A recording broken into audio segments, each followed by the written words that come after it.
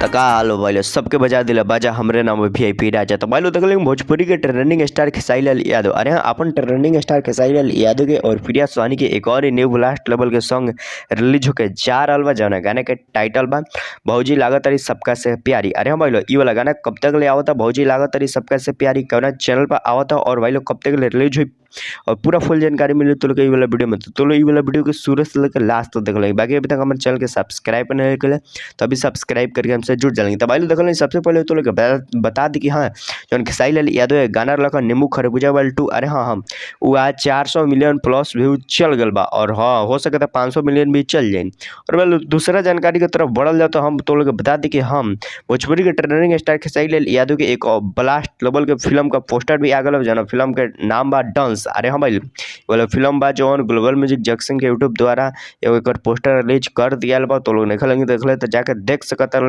और सुने में आता कि ये वाला फिल्म बहुत ही फर्स्ट बहुत ही झकास बहुत ही ब्लास्ट बम्पर हिट हो गया बा। तो भाई अब तो लोग बता दी कि हाँ खेसारी लाल यादव के जवन भौजी लागत रही सबका से प्यारी ई वाला गाना कब तक ले आवत था। भाई देख लेकिन ई वाला जवन गाना बा, अरे हाँ ई वाला गाना तो बहुत ही बेस्ट बहुत ही झकास बा और बहुत जल्दी तो लोग के सामने आवे वाला बा। बाकी तो लोग बता दी कि हाँ लिखले बाने कृष्णा बेदर्दी गाना के और म्यूजिक डायरेक्टर बना आर्या शर्मा। अरे हाँ भाई और जो ई वाला गाना बा तो अन्नपूर्णा फिल्म्स के ना अन्नपूर्णा फिल्म्स पे नहीं किया वाला और ई वाला गाना बा जो बदनाम इंटरटेनमेंट पर आवे वाला बा। काहे कि बदनाम इंटरटेनमेंट पर खेसारी लाल यादव गाना आयल भी लगा और बहुत ही हिट बहुत ही ब्लास्ट बा। बाकी भाई तो लोग बता दी कि हाँ खेसारी लाल यादव प्रिया सुहानी के पीके रोज कर ले ड्रामा भी गाना के शूट हो रहा बा, मतलब गाना रिकॉर्ड हो रहा बा और बहुत जल्दी तो लोग के सामने खेसारी लाल यादव गाना पीके रोज कर ले ड्रामा प्रिया सुहानी के साथ आवे वाला बा और बहुत ही बेस्ट बहुत ही झकास होखे वाला गाना सुनवा ऐसा आवता। बाकी पीके रोज कर ले ड्रामा तो आई बेस्ट भोजपुरी के यूट्यूब चैनल पर।